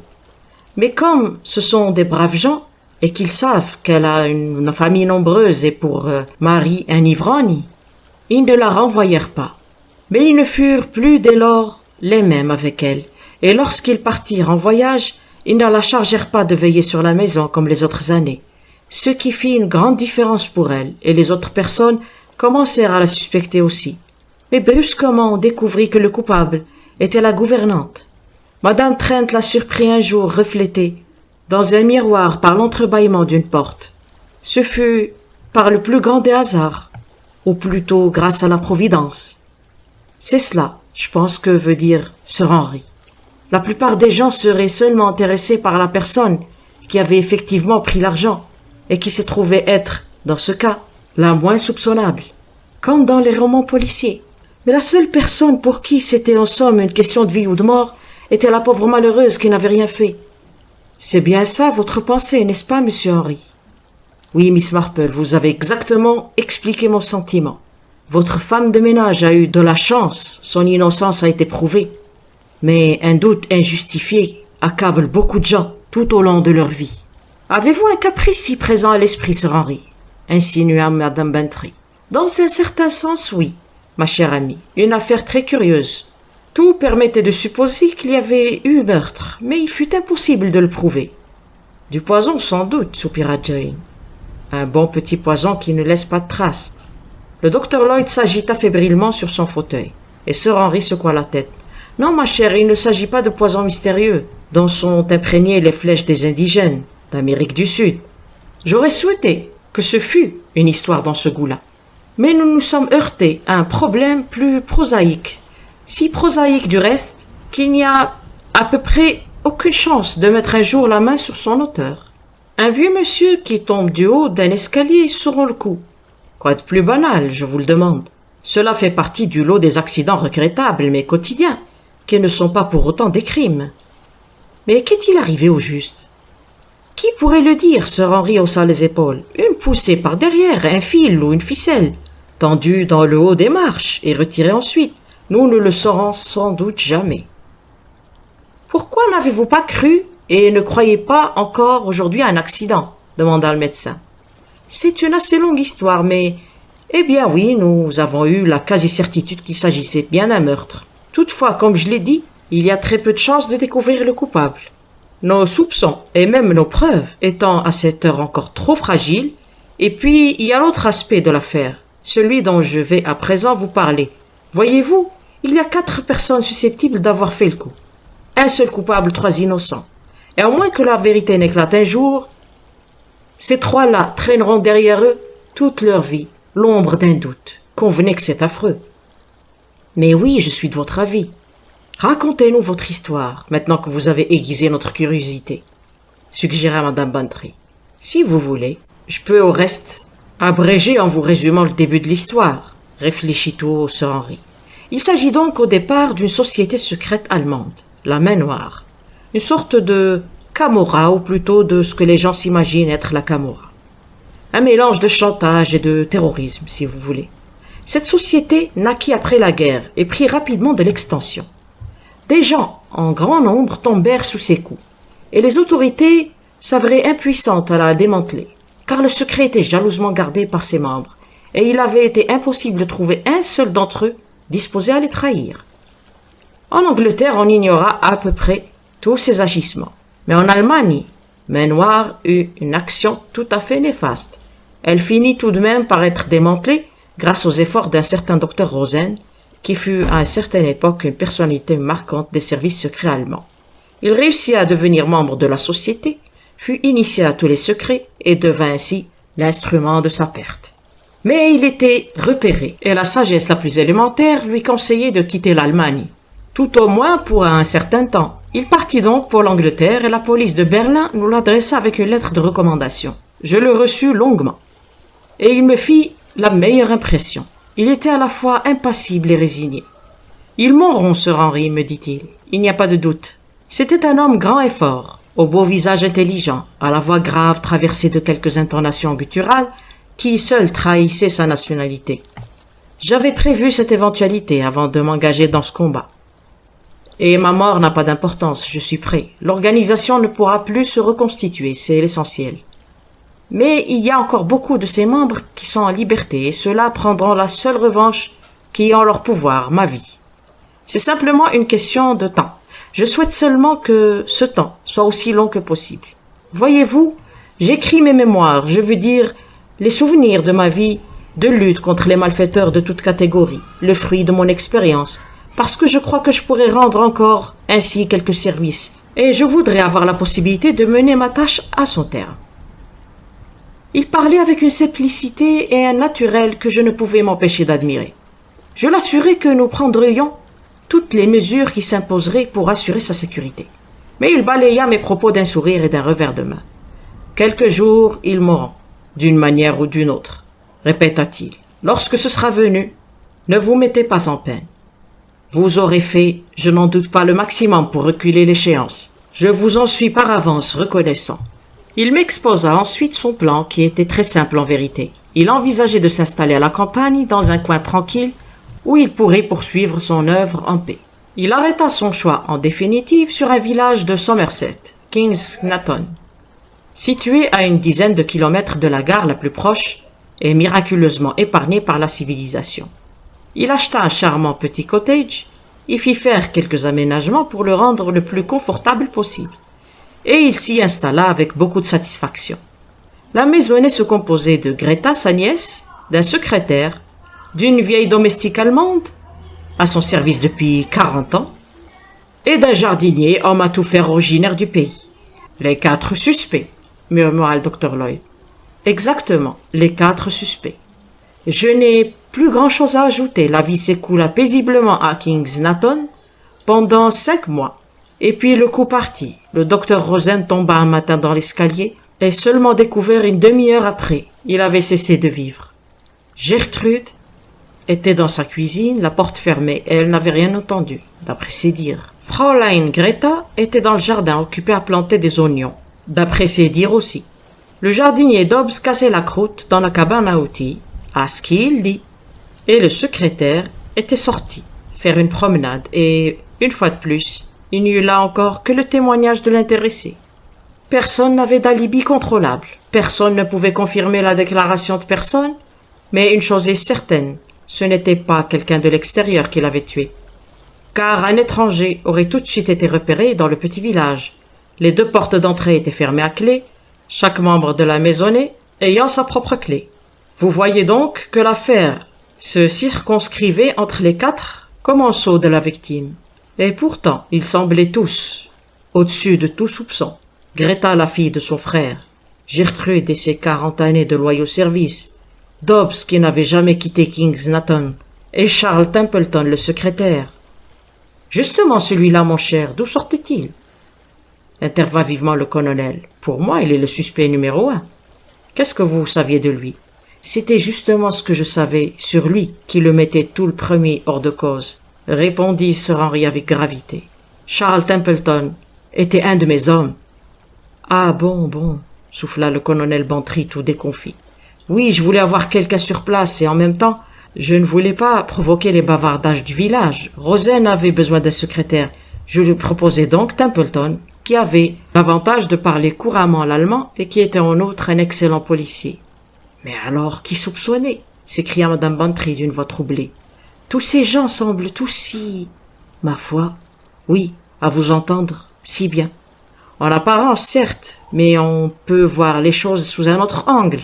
Fraulein Greta était bien la nièce du docteur Rosen, mais depuis la guerre, nous avons été les témoins horrifiés de gestes et d'actions inconcevables en un autre temps. Un frère se tournant contre sa sœur, un père contre son fils, et ainsi de suite. Et encore la fille la plus ravissante et la plus gentille faire les choses les plus invraisemblables. Les mêmes critères s'appliquent à Gertrude, et dans son cas, d'autres éléments pouvaient encore entrer en jeu. Une querelle avec son maître, ressuscitant une vieille rancune enfouie sous des années de loyaux services. Les vieilles femmes de ce milieu sont parfois étonnamment rancunières. Et Dobbs Devait-il être écarté parce qu'il vivait en quelque sorte en dehors? Sûrement pas, l'argent pouvait être le facteur qui l'avait fait agir. Pourquoi ne l'aurait-on pas acheté? Une chose pourtant semble certaine, un message ou un ordre arriva de l'extérieur. Sinon, comment expliquer les 5 mois de grâce? Tout simplement parce que les membres encore en liberté de la société réunissaient les preuves de la trahison de Rosen, dont ils n'avaient sans doute pas la confirmation absolue, et lorsqu'ils n'eurent plus aucun doute, ils ont envoyé l'ordre malgré les murs du jardin et les portes verrouillées, l'ordre de le tuer. « C'est horrible !» s'écria Jane en frissonnant.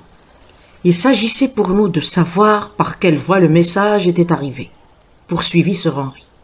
Et c'est le point que j'ai essayé d'élucider, car c'était le seul espoir que nous pouvions avoir de résoudre le problème. Il fallait logiquement que l'une de ces 4 personnes ait été en contact avec l'extérieur, ou que l'on ait communiqué avec elle d'une manière ou d'une autre. Il n'y avait certainement pas eu de délai entre la réception de l'ordre et son exécution. Dans ces sortes de règlements de compte, la livraison suit la commande, si je peux m'exprimer ainsi. C'était par ailleurs la manière d'agir expéditive de la main noire. J'attaquais le problème d'une manière qui va peut-être vous paraître ridiculement méticuleuse et trop traditionnelle, mais cette méthode a fait ses preuves et je m'y tiens. Donc je me posais une première question. Qui est venu au cottage ce matin-là? Je n'éliminais a priori personne et voici la liste des visiteurs. Sir Henry sortit une enveloppe de la poche intérieure de sa veste et en retira une feuille de papier. D'abord le boucher, qui a apporté un ragoût de mouton. On a vérifié, c'était exact. Ensuite le commis de l'épicier, qui a livré un paquet de farine, 2 livres de sucre, 1 livre de beurre et 1 livre de café. Contrôlé, exact. Enfin le facteur, pour le courrier, c'est-à-dire 2 prospectus au nom de Fraulein Rosen, 1 lettre postée au village pour Gertrude, 3 lettres pour le docteur Rosen lui-même, dont une postée à l'étranger, et 2 lettres pour M. Templeton, dont une émanant aussi de l'étranger. Sir Henry s'interrompit de nouveau, pour retirer d'autres papiers de l'enveloppe. Si vous voulez vous rendre compte par vous-même, les différents intéressés me les ont remis, ou nous les avons prélevés dans les corbeilles à papier. Je n'ai pas besoin de vous dire qu'ils ont été soumis à nos laboratoires et qui ont cherché notamment des traces d'encre sympathique. Résultat négatif. Le petit auditoire de Sir Henry se rapprocha avec curiosité. Les 2 prospectus provenaient d'une pépinière et d'un grand fourreur londonien. 2 des lettres adressées au docteur Rosen contenaient des factures, l'une d'un grunetier local pour des semences destinées au jardin, l'autre d'une papeterie de Londres. Quant à la 3e, on y lisait ceci. « Mon cher Rosen, je rentre de chez le docteur Helmut Spath. J'ai vu Edgar Jackson l'autre jour. Lui et Amos Perry revenaient tout juste de Tsingtao. En toute honnêteté, je ne peux dire que je les envie d'avoir fait ce voyage. Donnez-moi bientôt de vos nouvelles. Comme je vous l'ai dit, méfiez-vous d'une certaine personne. Vous savez qui je veux dire, bien que vous ne soyez pas d'accord avec moi. Bien à vous. Georgina. » Je continue, reprit Sir Henry. Monsieur Templeton avait reçu cette facture de son tailleur et une lettre d'un ami allemand malheureusement déchirée et jetée au cours de sa promenade. Et enfin, voici la lettre adressée à Gertrude. Chère Madame Schwartz, nous espérons qu'il vous sera possible d'assister à la petite fête de vendredi soir au patronage, comme l'espère Monsieur le pasteur. La recette du jambon était excellente et je vous en remercie vivement. Avec l'espoir que ma lettre vous trouvera en bonne santé et que nous vous verrons vendredi, je reste bien fidèlement vôtre. Emma Green. Cette dernière lettre amena un léger sourire sur les lèvres du docteur Lloyd et sur celle de Madame Bantry. Je suppose que celle-ci peut être écartée d'office, dit le praticien. C'était mon avis aussi, répliqua Sir Henry. Mais j'ai pris la précaution de vérifier s'il existait bien une Madame Green à Kingston-Nathan, et si une séance récréative était prévue à la paroisse. On n'est jamais assez prudent, vous savez. C'est ce que dit toujours notre amie Miss Marple, remarqua le médecin en regardant avec un bon sourire la vieille demoiselle. Au fait, vous rêvez tout éveillée, chère Miss Marple. À quoi pensez-vous donc? Miss Marple tressaillit, comme si, effectivement, on l'avait tirée d'une douce somnolence. C'est vraiment stupide de ma part, dit-elle. Mais j'étais en train de me demander pourquoi le mot « honnêteté » était écrit avec un H majuscule dans la lettre adressée au docteur Rosen. Madame Bantry se pencha vivement sur la feuille de papier et s'écria, toute surprise. « Oh, voilà, par exemple. C'est vrai. Mais oui, ma chère, je pensais que vous l'aviez remarqué aussi. Il y a un avertissement précis dans cette lettre, dit le colonel. Un conseil de prudence, c'est la première chose qui a attiré mon attention. J'observe plus que j'en ai l'air. Vous voyez, mon cher? Oui, un avertissement précis, mais contre qui? Il y a encore une chose assez curieuse au sujet de cette lettre, reprit Sir Henry. D'après Templeton, le docteur Rosen l'a ouverte pendant le petit déjeuner et lui a lancé à travers la table en disant qu'il ne connaissait ce type ni d'Ève ni d'Adam. Mais ce n'était pas un type, intervint Jane Ellie. La lettre est signée Georgiana. Difficile à dire exactement, observa le docteur Lloyd. On peut aussi bien lire Georgie que Georgine. Mais évidemment, je pencherai plutôt pour Georgiana. Cependant, l'écriture m'inclinerait à penser qu'il s'agit d'un homme. Savez-vous que c'est diablement intéressant, s'écria le colonel Bantry, enthousiasmé. Le fait de jeter cette lettre comme ça à travers la table, en prétendant qu'il ne comprenait rien, c'est très habile. Voulait-il observer le visage de quelqu'un? Lequel? Celui de la jeune fille? Celui de l'homme? Ou même celui de la cuisinière, suggéra madame Bantry. Elle pouvait être dans la pièce à ce moment-là, pour servir le petit déjeuner. Mais ce que je ne vois pas, c'est très bizarre. Elle reporta son regard sur la lettre en fronçant le sourcil. Miss Marple se mit à côté d'elle, tapota la feuille de l'index, et les deux dames rapprochèrent leurs têtes et se mirent à chuchoter. « Mais pourquoi le secrétaire a-t-il déchiré sa seconde lettre ?» demanda soudain Jane Elliot. « Cela semble... oh, je ne sais pas. Enfin, cela semble curieux. Pourquoi recevait-il des lettres d'Allemagne? Quoique naturellement il est au-dessus de tout soupçon, comme vous le dites. » Mais Sir Henry n'a pas dit ça, s'écria vivement Miss Marple, émergeant de sa petite conférence avec madame Bantry. Il a dit 4 suspects, ce qui signifie qu'il y comprend monsieur Templeton. J'ai raison, n'est-ce pas, Sir Henry? J'ai appris une chose à la suite d'amères expériences, ne se dire jamais à soi-même que quiconque est au-dessus de tout soupçon. Je viens de vous donner à l'instant les raisons qui font que 3 de ces personnes pouvaient être coupables, aussi invraisemblable que cela puisse paraître. Je n'ai pas encore appliqué la même méthode à Charles Templeton, mais j'en arrive maintenant à lui, pour rester fidèle au principe que j'ai énoncé il y a un instant. J'ajouterai encore un mot auparavant. Il faut admettre que toute armée, toute marine, toute police a un certain nombre de traîtres dans ses rangs. Pour autant que cette idée nous déplaise, j'ai donc examiné à froid le cas de Charles Templeton. Je me suis posé la même question que Miss Elliot vient de soulever. Pourquoi était-il seul incapable de produire une des lettres qu'il avait reçues, et justement, celle provenant de l'Allemagne? Pourquoi et comment recevait-il des lettres d'Allemagne? Cette dernière question était anodine, et je la lui posai bel et bien. Sa réponse fut assez simple et naturelle. La sœur de sa mère avait épousé un Allemand, et la lettre lui avait été envoyée par une cousine.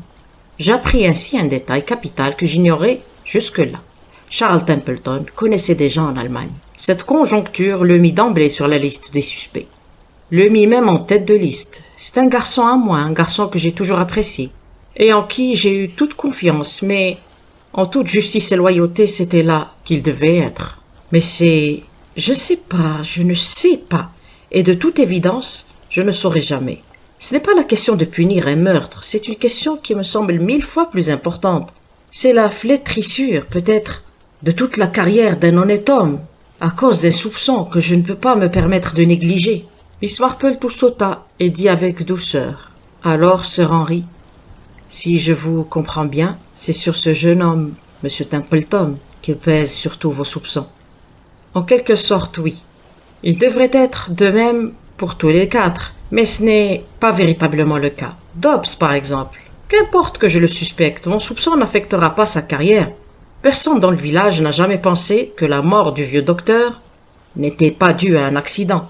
Gertrude est légèrement plus touchée. Ce doute qui plane peut influencer l'attitude de Fraulein Rosen à son égard, mais en tout état de cause, elle n'aura pas grande importance pour elle. Quant à Greta Rosen, eh bien, nous en arrivons avec elle au nœud du problème. Greta est une très jolie fille et Charles Templeton est un jeune homme fort agréable à regarder. Et pendant 5 mois, ils ont vécu côte à côte sans autre distraction qu'eux-mêmes. L'inévitable s'est produit, ils sont tombés amoureux l'un de l'autre, même s'ils n'en étaient pas encore au stade des aveux, au moment de la mort de Rosen. C'est-à-dire, il y a 3 mois maintenant, Et qui ai-je vu arriver un jour, il n'y a pas longtemps chez moi? Greta Rosen. Elle avait vendu le cottage et elle était retournée en Allemagne pour régler définitivement les affaires de son oncle. Dès son retour en Angleterre, dit-elle, elle s'était permis de venir sonner à ma porte, bien qu'elle sache que j'avais entre-temps pris ma retraite, pour me parler d'une affaire personnelle. Elle tourna un peu autour du pot, comme on dit, mais enfin, tout sortit. Qu'est-ce que j'en pensais? Cette lettre portant un timbre allemand, cela l'avait tourmenté, terriblement tourmenté, et Charles, qui l'avait justement déchirée, la seule que l'on n'avait pas retrouvée, était-ce bien? Certainement, ce devait être celle-là. Évidemment, elle croyait l'histoire qu'il avait racontée, mais oh, si seulement elle savait d'une certaine façon. Vous remarquez le même sentiment, le désir de savoir, mais le même horrible soupçon secret, résolument repoussé au fond de l'esprit, mais persistant néanmoins. Je lui parlais avec la plus grande franchise et la priais d'agir de même. Je lui demandai si elle aimait Charles et si lui de son côté. Je pense que oui, me dit-elle. Oh oui, j'en suis sûre. Nous étions si heureux. Chaque jour passait si agréablement. Nous savions que nous savions tous les deux.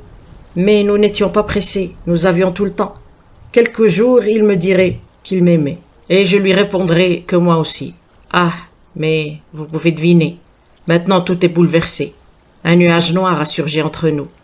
Nous sommes gênés lorsque nous nous rencontrons, et nous ne savons que nous dire, et nous pensons certainement la même chose, si j'étais sûr.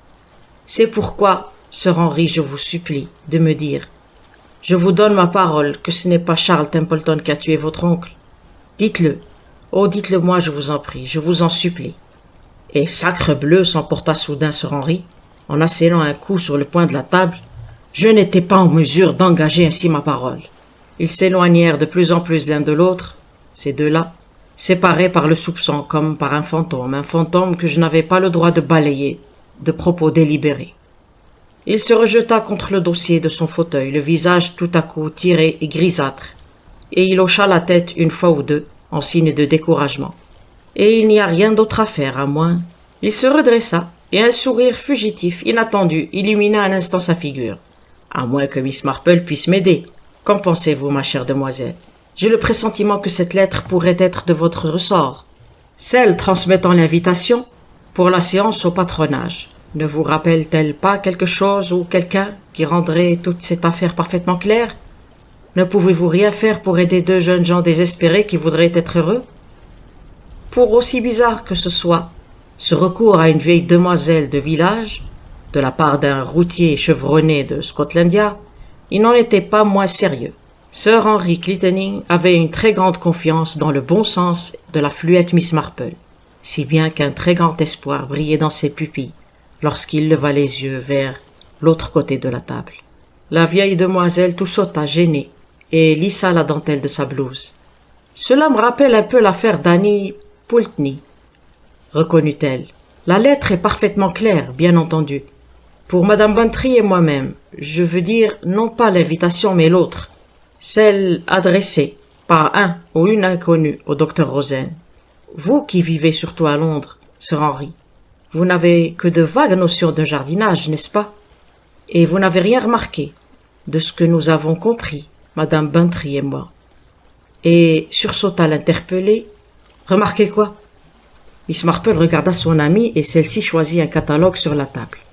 Elle l'ouvrit et commença à lire d'une voix unie, où perçait tout de même une pointe de délectation. Dr Helmut Spath, fleurs splendides de couleur lilas, portées par une tige exceptionnellement longue et droite, splendide comme une fleur coupée et comme une fleur d'un massif, nouveauté d'une beauté remarquable. Edgar Jackson, fleur d'un beau rouge brique, rappelant le chrysanthème. Amos Perry, très décorative et d'un beau rouge vif. Tsingtao, rouge orangé vif, belle plante de jardin et fleurs coupées, durables. Honesty, et avec un H majuscule, vous vous en souvenez, murmura Miss Marple. Honesty existe en blanc et en rose, fleur énorme mais parfaite. Madame Bantry rejeta le catalogue sur la table et dit d'une voix vibrante. Il s'agit de dahlia, et la première lettre de chacune de ces espèces forme le mot death, mort en français, expliqua gentiment Miss Marple. Mais la lettre a été envoyée au docteur Rosen lui-même, objecta Sir Henry. C'est le côté très ingénieux de la machination, dit Miss Marple. La lettre et la mise en garde qu'elle contenait. Que ferait en effet le docteur Rosen en recevant une lettre écrite par un inconnu, et bourrée de noms tout aussi inconnus? Tout naturellement, il la donnerait à son secrétaire. Alors, après tout... Oh, mais non, protesta la vieille demoiselle. Pas le secrétaire, voyons. C'est ce qui prouve bien que ce n'est pas lui le coupable. Il n'aurait jamais laissé trouver cette lettre s'il avait été le coupable. Et il n'aurait pas détruit non plus une lettre portant un timbre allemand. Vraiment, son innocence est, si vous me permettez d'employer ce mot, éclatante. Mais alors qui? Eh bien, il semble presque certain, aussi certain que quelque chose peut l'être en ce moment, que la troisième personne assise à la table du déjeuner a dû, geste tout naturel en raison de circonstances, étendre la main pour prendre la lettre et la lire. Vous vous souvenez qu'elle avait reçu le catalogue d'un pépiniériste par le même courrier? Greta Rosen, dit lentement Henry. Alors sa visite? Les messieurs ne savent pas discerner les choses, dit gentiment Miss Marple. Et je crains qu'ils pensent souvent que nous, les vieilles femmes, nous sommes, disons le mot, dotés d'yeux de chat, pour voir les choses comme elles sont. Mais c'est ainsi. J'en sais long, malheureusement, sur mon propre sexe. J'ai eu tout de suite le pressentiment qu'il y avait un obstacle entre ces deux jeunes gens. Le jeune homme a éprouvé une répulsion soudaine, inexplicable à l'égard de cette Greta. Il a soupçonné instinctivement quelque chose et il a pu cacher le doute qui l'étreignait.